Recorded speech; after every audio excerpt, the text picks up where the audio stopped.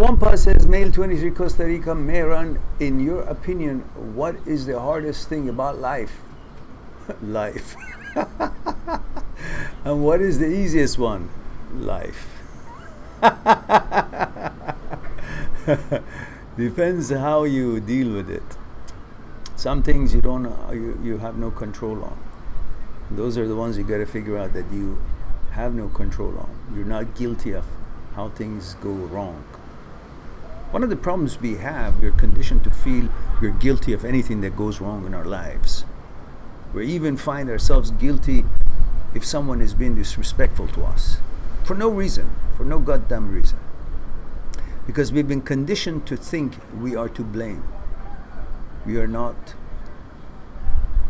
We've always been antagonized or been held responsible for the things that you were not.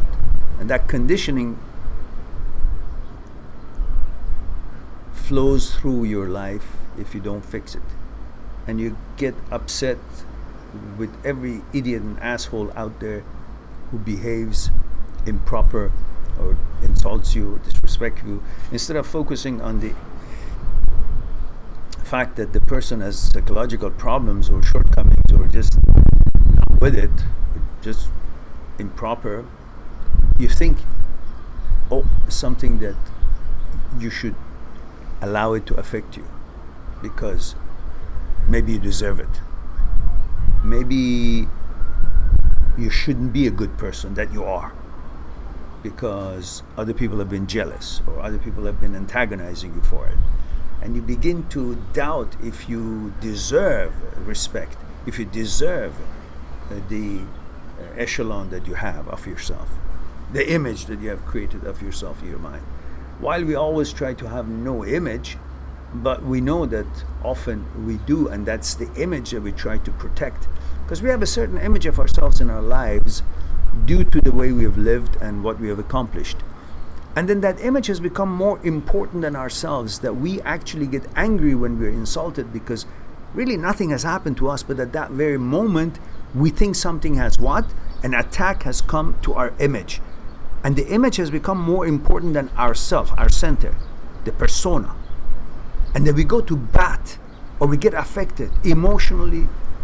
We get affected. Sometimes physically we get involved in altercation because of an insult. But in fact, what we are trying to actually defend is our image. The image that doesn't really exist, but we have created it of ourselves in our own mind, and we see ourselves through that image. And now somebody disrespected the way I used to look at myself, and then that affects me. And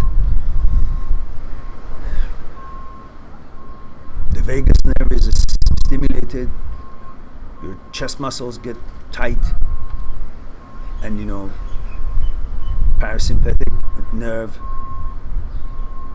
you start you feel the flight and fight and all that because you see yourself as an image, which we shouldn't.